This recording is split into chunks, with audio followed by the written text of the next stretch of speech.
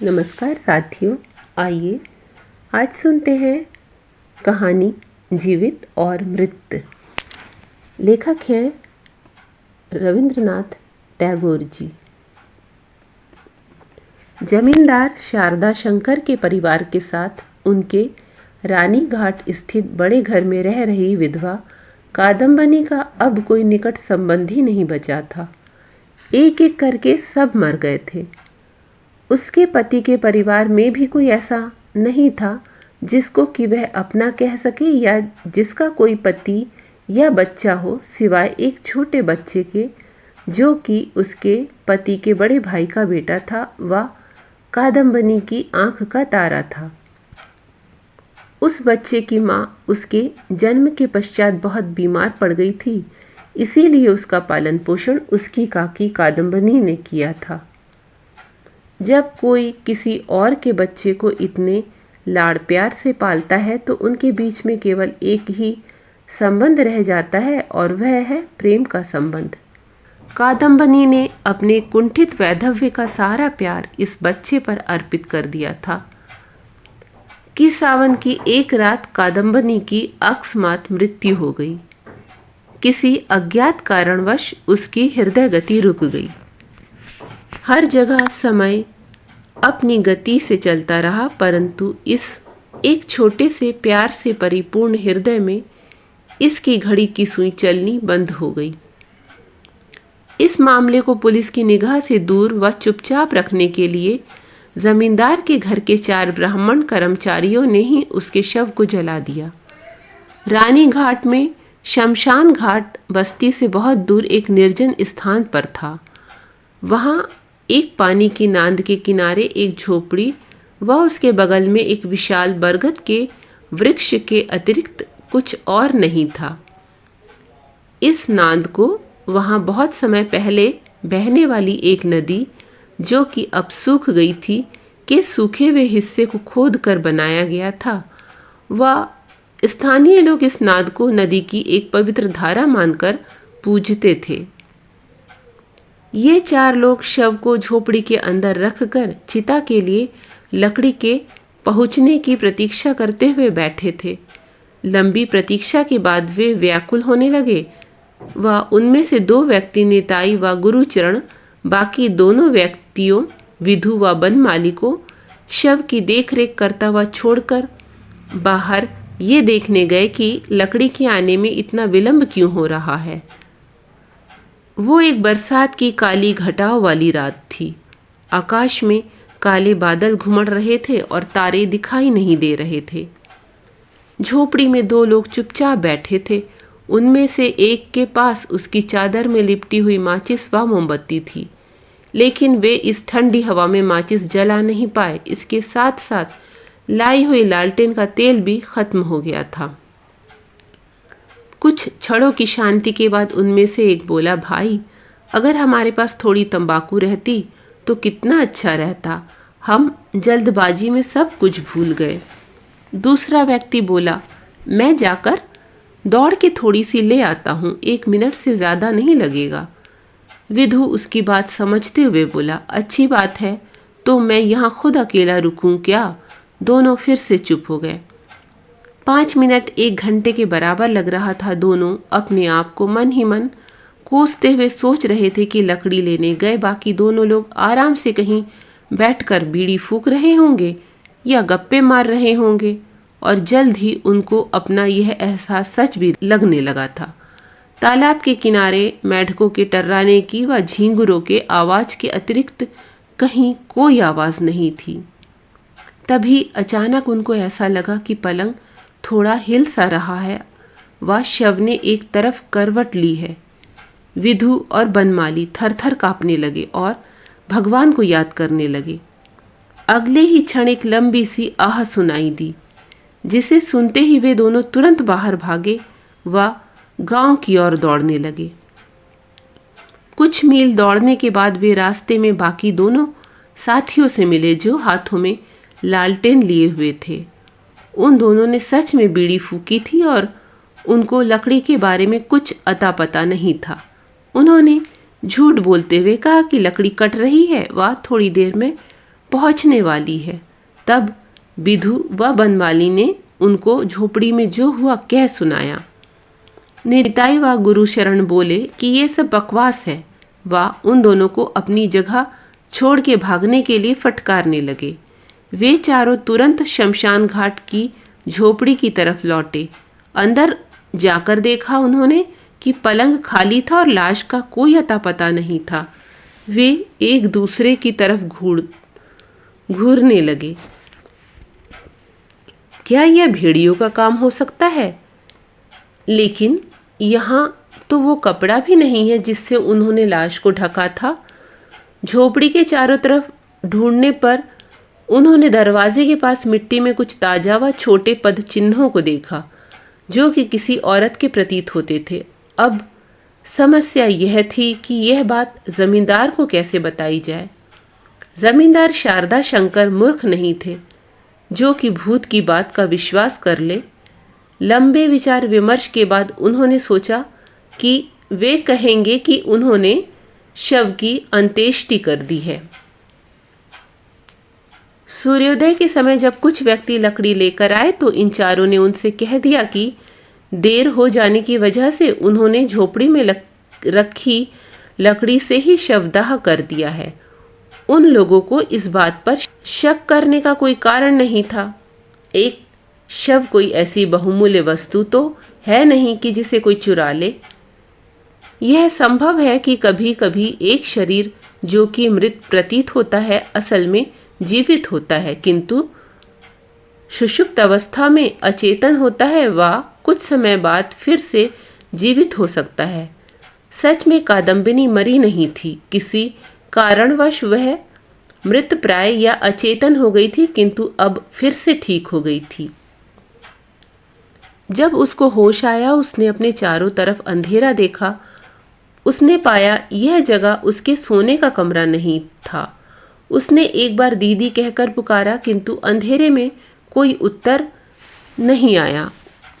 उसको अपनी छाती में दर्द उठना व सांस का रुकना याद आया और वो उठ बैठी। उसको याद आया कि उसकी सबसे बड़ी जेठानी कमरे के कोने में बैठकर स्टोव पर बच्चे के लिए दूध गर्म कर रही थी कि तभी उसको खड़े होने में असमर्थता महसूस हुई और वो पलंग पर गिर पड़ी। उसने हांफते हुए पुकारा, दीदी मुन्ने को मेरे पास लाओ, मुझे लगता है मैं मरने वाली हूँ। तभी उसकी आंखों के सामने अंधेरा छा गया, ऐसे जैसे कि किसी लिखे हुए कागज के ऊपर स्याही फैल गई हो। उस क्षण कादम्बिनी की सारी स्मरण शक्ति व चेतना में उसके जीवन की किताब के अक्षरों में भेद करना असंभव सा हो गया। उस समय उसको यह भी याद नहीं रहा कि उसके भतीजे ने अपनी मीठी आवाज में उसको आखिरी बार काकी माँ कहकर पुकारा था, कि उसको प्रेम की दवा की आखिरी पुड़िया मिली थी जो कि उसकी इस संसार से मृत्यु की अनजानी व कभी भी समाप्त न होने वाली यात्रा पर देखभाल करेगी। उसको लगता था कि मृत्यु के स्थान पर अंधेरे व निर्जनता के अतिरिक्त कुछ भी नहीं है। वहाँ देखने व सुनने के लिए कुछ भी नहीं था और वो वहाँ हमेशा जागते हुए बैठे रहने व प्रतीक्षा करने के अलावा कुछ भी नहीं कर सकती थी।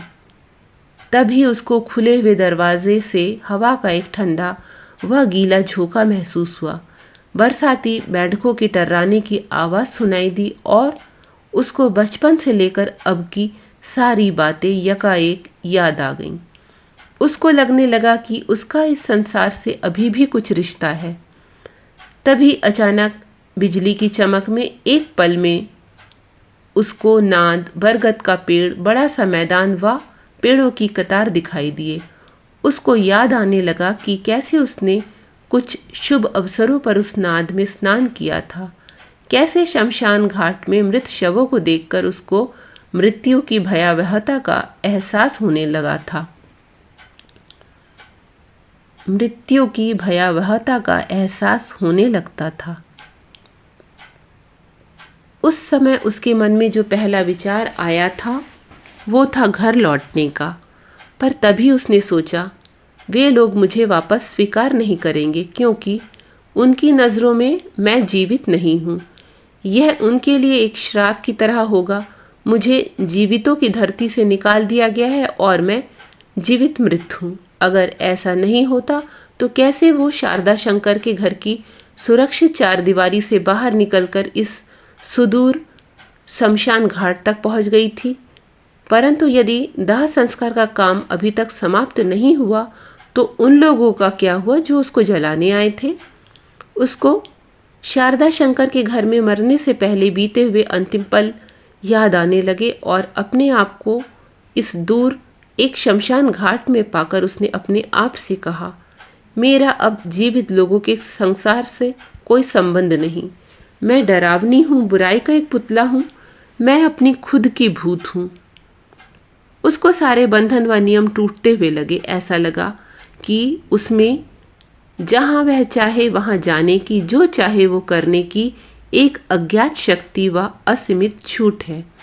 इस भावना के साथ वो झोपड़ी से एक पागल स्त्री के जैसे हवा के झोंके की तरह निकली और बिना किसी भय, लज्जा या चिंता के वो उस अंधेरे मैदान में भागने लगी। किंतु चलते चलते उसके पैरों में दर्द होने लगा व उसको कमजोरी महसूस होने लगी। मैदान का दूर दूर तक कोई अंत दिखाई नहीं देता था और यहाँ वहाँ धान के खेत और पानी के गहरे तालाब दिखाई देते थे। सूर्योदय के बाद धीरे धीरे उसको शीशम के पेड़ दिखाई देने लगे और चिड़ियों के चहचहाने की आवाज़ सुनाई देने लगी थी। अब उसको बहुत डर लग रहा था। उसे तनिक भी आभास नहीं था कि वो कहाँ है व अब उसका दुनिया के लोगों से क्या संबंध होगा। सावन की उस रात जब तक उस विशाल मैदान में अंधेरा था तब तक वो निर्भीक होकर अपने में ही मस्त थी, पर अब उजाला व मनुष्य की उपस्थिति उसको परेशान करने लगी थी। जैसे मनुष्यों को भूत प्रेतों से डर लगता है, वैसे ही भूत प्रेतों को भी मनुष्यों से डर लगता है। ये दोनों नदी के दो अलग अलग किनारों पर रहने वाली दो भिन्न प्रजातियां हैं। रास्ते में ऐसे किसी पागल स्त्री की तरह विचरते हुए मिट्टी से सने हुए कपड़ों में व उसके अजीबोगरीब व्यवहार से कादम्बनी किसी को भी डरा सकती थी। ऐसे में बच्चे तो शायद उसको देखकर दूर भाग जाते व दूर से ही उस पर पत्थर फेंकते। सौभाग्यवश पहला व्यक्ति जिसने उसे इस स्थिति में देखा एक सज्जन था। उस व्यक्ति ने उसके पास जाकर पूछा, माँ, ऐसा लगता है कि तुम किसी भद्र परिवार से संबंध रखती हो। ऐसी स्थिति में तुम इस रास्ते पर अकेले कहाँ जा रही हो? पहले तो कादम्बनी ने उस व्यक्ति के प्रश्न का कोई उत्तर नहीं दिया और उसकी ओर खाली निगाह से घूरने लगी। उसको सब कुछ छूटा छूटा सा लग रहा था। उसको समझ में नहीं आ रहा था कि वो इस संसार में जीवित कैसे थी और कैसे एक राहगीर उससे प्रश्न पूछ रहा था व कैसे वो इस व्यक्ति को एक भद्र महिला लग रही थी। उस सज्जन ने फिर पूछा, माँ, मेरे साथ आओ, मैं तुम्हें तुम्हारे घर ले जाऊंगा। बताओ, तुम्हारा घर कहाँ है? कादम्बनी सोच में पड़ गई। वो अपनी ससुराल वापस आने का सोच भी नहीं सकती थी और उसका कोई अपना पैतृक घर भी नहीं था कि तभी उसे अपनी बचपन की सहेली योग माया का ध्यान आया। हालांकि वो उससे बचपन के बाद नहीं मिली थी। उनमें बीच बीच में पत्राचार होता रहता था। कभी कभी उनमें इस बात पर ज़रूर प्रतियोगिता होती थी कि उनमें से कौन एक दूसरे को ज़्यादा प्यार करता है। कादम्बनी का कहना था कि वो योग माया से ज़्यादा किसी चीज़ को प्यार नहीं करती थी और योग माया का कहना था कि कादम्बनी उसके प्यार को ठीक से समझ नहीं पाती थी। पर उन दोनों को यह मालूम था कि अगर दोबारा मौका मिला तो दोनों एक दूसरे का साथ नहीं छोड़ेंगी। मैं निशिंतपुर में श्रीपति चरण बाबू के घर जा रही हूँ, कादम्बनी ने उस सज्जन से कहा। वो व्यक्ति कोलकाता जा रहा था। निशिंतपुर पास तो नहीं था, पर वो उसके रास्ते से हट के नहीं था। उसने खुद कादम्बनी को श्रीपति चरण बाबू के घर पहुंचाया। प्रारंभ में दोनों सहेलियों को एक दूसरे को पहचानने में परेशानी हुई, पर जैसे ही उन्हें एक दूसरे में बचपन का रूप दिखा, उनकी आंखें चमक उठी। योग माया बोली, मैंने कभी भी नहीं सोचा था कि मैं तुमको दोबारा देखूंगी। तुम यहाँ कैसे? तुम्हारे ससुराल ने क्या तुम्हें घर से निकाल दिया? कादम्बनी कुछ देर चुप रहने के बाद बोली, भाई मुझसे मेरी ससुराल के बारे में मत पूछो। तुम मुझे अपने घर में कोने में एक नौकर की तरह आश्रय दे दो, मैं तुम्हारा हर काम करूंगी। योग माया ने कहा, अरे वाह, तुम मेरी नौकरानी कैसे हो सकती हो? तुम तो मेरी सहेली, मेरी बहन जैसी हो। तभी श्रीपति बाबू कमरे में आए। कादम्बनी उनकी ओर एक क्षण के लिए देखकर बिना सर ढके व बिना कोई आदर भाव दिखाए धीरे से कमरे से बाहर चली गई। योग माया ये सोचकर कि कहीं श्रीपति बाबू उसकी सहेली के अभद्र व्यवहार से गुस्सा न हो जाए, उनसे माफ़ी मांगने लगी। श्रीपति बाबू इतनी आसानी से मान गए कि उसको कुछ अजीब सा लगा। हालांकि कादम्बनी ने अपनी सहेली के घर का काम संभाल लिया था, पर वो उसके साथ घनिष्ठ नहीं हो पाई। उनके बीच में मृत्यु एक दीवार थी। यदि कोई व्यक्ति खुद पर संदेह करने लगता है या अपने बारे में ही सावधान रहता है तो वो किसी और के साथ घनिष्ठ नहीं हो सकता है। कादम्बनी को ऐसा लगता था कि योग माया, उसका घर व पति किसी और संसार के हैं। वो सोचती थी, वे लोग प्यार, कर्तव्य व भावनाओं से परिपूर्ण एक संसार में रहते हैं और मैं एक खाली छाया हूँ। वे लोग जीवित संसार में हैं और मैं संसार से परे हूँ। ये सब देखकर योग माया भी परेशान थी और उसकी समझ में कुछ नहीं आ रहा था। जैसे जैसे कादम्बनी का व्यवहार योग माया की समझ से परे होने लगा, उतना ही योग माया को उसके ऊपर इस बात पर गुस्सा आने लगा कि क्यों यह आफत उसके गले आन पड़ी है। यहाँ पर एक और समस्या थी। कादम्बनी खुद भी डरी हुई थी, पर फिर भी अपने आप से भाग नहीं सकती थी। भूत प्रेत से डरने वाले लोग अंदर ही अंदर भयभीत हो जाते हैं, क्योंकि वे भय के कारण को साक्षात देख नहीं सकते हैं। पर कादम्बनी को किसी बाहरी चीज़ का डर थोड़े ही था। वो तो खुद अपने आप से ही डरी हुई थी। कभी कभी दिन की शांति में वो कमरे में अकेले बैठे हुए ही चिल्लाने लगती थी और शाम को लैंप की रोशनी में अपनी छाया को देखकर जोर जोर से कांपने लगती। घर का हर सदस्य उसके डर से चौकन्ना था। घर के नौकर नौकरानियां व स्वयं योग माया को सब जगह भूत नजर आते थे। तभी एक दिन आधी रात को कादम्बनी अपने कमरे के दरवाजे पर आकर चिल्लाई, दीदी दीदी, मैं तुमसे विनती करती हूँ, मुझे अकेले मत छोड़ो।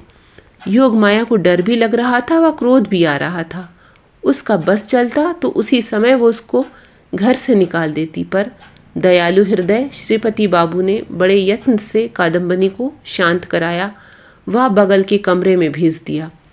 अगले दिन श्रीपति बाबू को अनपेक्षित रूप से फटकार मिली।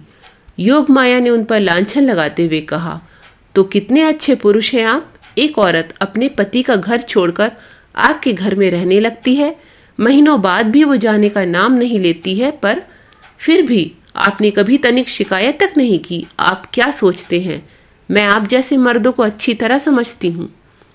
यह सच है कि औरत पुरुष की कमजोरी होती है और औरतें उनके ऊपर इस बात को लेकर ज़्यादा आक्षेप लगा सकती हैं। यद्यपि वो यह कसम खाने को तैयार थे कि सुंदर पर बेचारी कादम्बनी के प्रति उनके मन में कोई खोट नहीं था, फिर भी उनके व्यवहार से उल्टा ही प्रतीत होता था।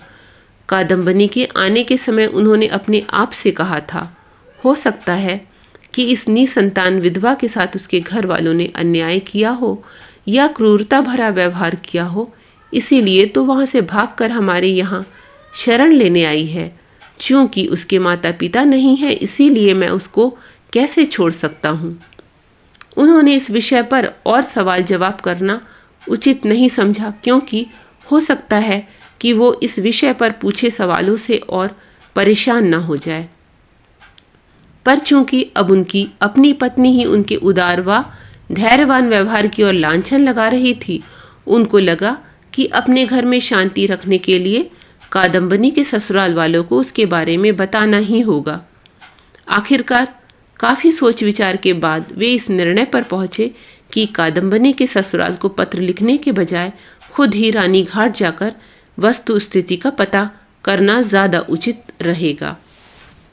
श्रीपति बाबू के जाने के बाद योग माया कादम्बनी के पास जाकर बोली, प्रिय, अब तुम्हारा यहाँ रहना उचित नहीं है, लोग क्या कहेंगे? कादम्बनी ने योग माया की तरफ देखकर कहा, मेरा लोगों से कुछ लेना देना नहीं है। योग माया थोड़ी सी हताश होकर चिड़चिड़ी आवाज में बोली, हो सकता है तुम्हारा कोई लेना देना ना हो, लेकिन हमारा तो है। आखिर कब तक हम किसी और की विधवा को अपने घर रख सकते हैं? कादम्बनी ने कहा, मेरे पति का घर कहाँ है? योग माया ने सोचा, उफ, ये औरत क्या बक रही है। कादम्बनी धीरे से बोली, मैं तुम्हारी क्या लगती हूँ? क्या मैं संसार की हूँ? तुम सब हंसते हो, रोते हो, प्यार करते हो, तुम्हारे पास कई सारी चीज़ें हैं, मैं तो केवल देखती रहती हूँ। तुम सब मनुष्य हो, मैं तो केवल एक छाया हूँ। मुझे समझ नहीं आता कि मैं भगवान ने क्यों मुझे तुम लोगों के बीच में डाल दिया है। तुम्हें ये चिंता है कि मैं तुम्हारा घर बर्बाद कर दूंगी, पर मुझे ये समझ नहीं आता कि मेरा तुमसे संबंध क्या है।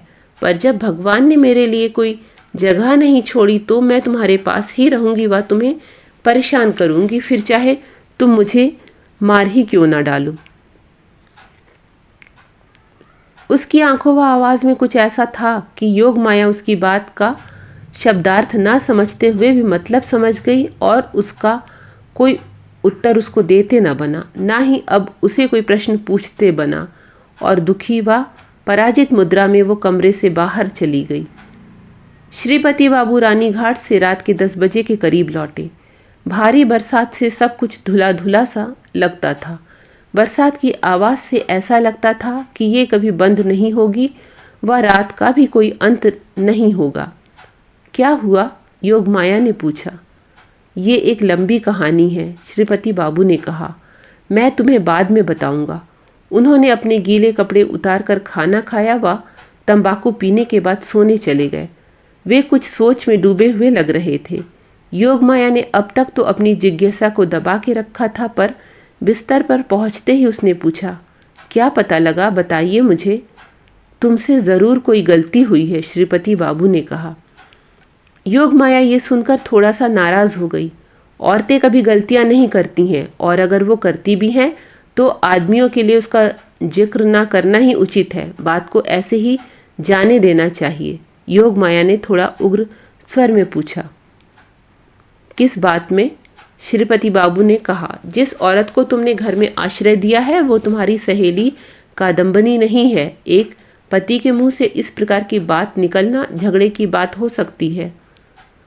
तो तुम्हारा कहना यह है कि मैं अपनी ही सहेली को नहीं जानती? योग माया बोली।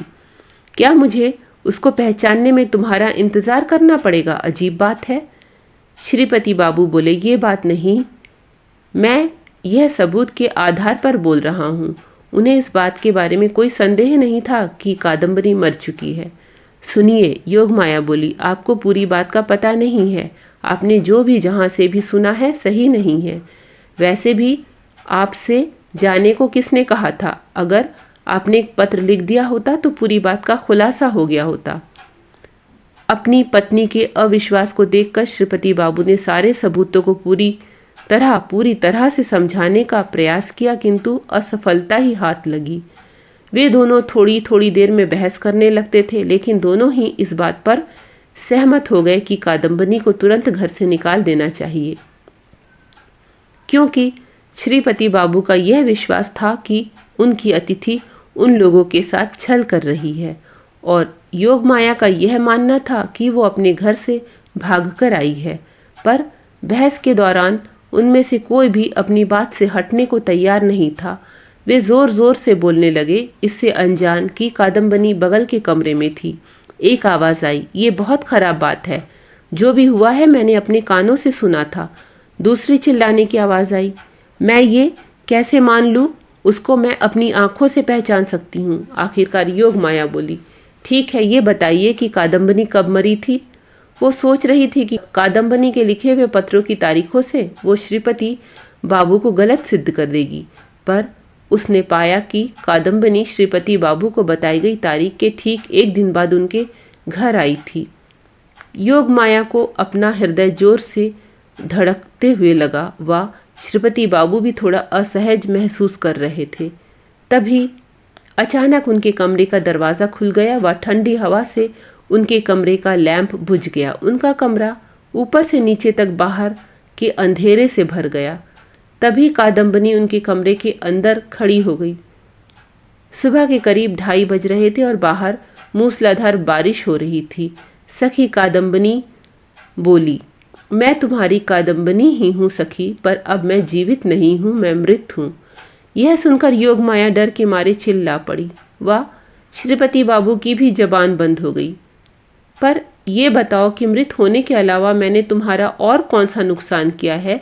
यदि मेरे पास इस समय इस संसार में रहने के लिए कोई जगह नहीं है तो मैं कहाँ जाऊँ? और तभी वो ऐसे चीखी जैसे कि बरसात की इस रात में वो भगवान को नींद से जगाना चाहती है। बताओ कहाँ जाऊँ मैं? ऐसा कहने के बाद वे दोनों पति पत्नी को भौचक्का छोड़कर कादम्बनी या तो एक ठिये की खोज में या किसी और संसार की ओर चली गई। ये कहना मुश्किल है कि कादम्बनी रानी घाट कैसे पहुंची। पहले तो वो अपने को किसी को दिखाए बिना एक दिन तक एक खंडहर नुमा मंदिर में बिना खाए पिए पड़ी रही। बरसात की इस शाम के समय जब अंधेरा जल्दी हो जाता है, वह गांव के लोग तूफान के डर से अपने घरों में चले गए। कादम्बनी सड़क पर फिर से प्रकट हुई। जैसे जैसे उसकी ससुराल पास आने लगी, उसका दिल जोरों से धड़कने लगा। पर उसने सिर पर नौकरानियों की तरह लंबा सा घूंघट डाल लिया और दरबानों ने उसको अंदर जाने से नहीं रोका। बीच में बरसात और तेज हो गई और हवा प्रचंड वेग से बह रही थी। शारदा शंकर की पत्नी, जो कि घर की मालकिन थी, उसकी विधवा जेठानी के साथ ताश खेल रही थी और बुखार से पीड़ित छोटा बच्चा शयन कक्ष में सो रहा था। कादम्बनी सबकी नज़र बचाकर शयन कक्ष में पहुंची। ये कहना असंभव है कि वो ससुराल वापस क्यों आई थी। शायद उसको खुद इस बात का पता नहीं था, पर शायद वो बच्चे को दोबारा देखना चाहती थी। इसके बाद उसको नहीं पता था कि वो कहाँ जाएगी या उसका क्या हाल होगा। लैंप की रोशनी में उसने कमज़ोर और दुर्बल से छोटे से बच्चे को मुट्ठी बांध कर सोते हुए देखा। बच्चे को देखकर उसकी ममता की प्यास फिर से जाग उठी कि कैसे वो बच्चे को हर दुर्भाग्य या विपदा से बचाने के लिए उसको एक आखिरी बार अपनी छाती में भींच लेना चाहती थी।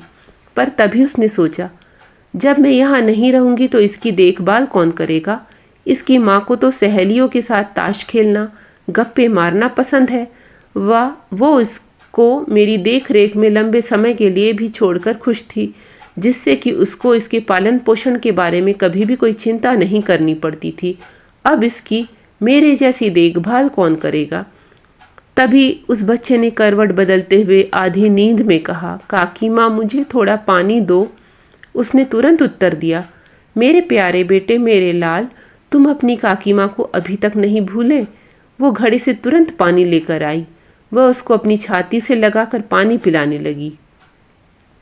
जब तक वो बच्चा नींद में था, उसको अपनी काकी के हाथ से पानी पीने में ज़रा भी आश्चर्य नहीं हुआ, क्योंकि वह उसका आदी था। पर जैसे ही कादम्बनी, जो कि अपनी ममता की प्यास को तृप्त कर रही थी, ने बच्चे को चूमकर दोबारा लिटाया, बच्चा नींद से जाग गया। वह उसे चिपक कर बोला, काकी माँ, क्या तुम मर गई थी? उसने कहा, हाँ मेरे बेटे, तो तुम वापस कैसे आई? तुम दोबारा तो नहीं मरोगी? जब तक कि वो कोई उत्तर दे, हंगामा मच गया। एक नौकरानी जो आई थी, हाथ में एक कटोरा लेकर आई थी, चिल्लाते हुए बेहोश होकर गिर पड़ी। उसकी चीख सुनकर शारदा शंकर की पत्नी ताश फेंक कर तुरंत दौड़ी आई। कादम्बनी तो कमरे में खड़ी एकदम जड़ हो गई थी। वो भागने या कुछ बोलने में भी असमर्थ थी। ये सब देखकर बच्चा भी डर गया। उसने सिसकते हुए कहा, काकी माँ, आपको जाना चाहिए। कादम्बनी को आज पहली बार लगा कि वो मरी नहीं थी। ये पुराना घर, घर की हर चीज़, बच्चा, उसका प्यार, ये सब कुछ ही तो उसके लिए समान रूप से जीवित थे। और उन सब के व कादम्बनी के बीच अब कोई फासला ना था।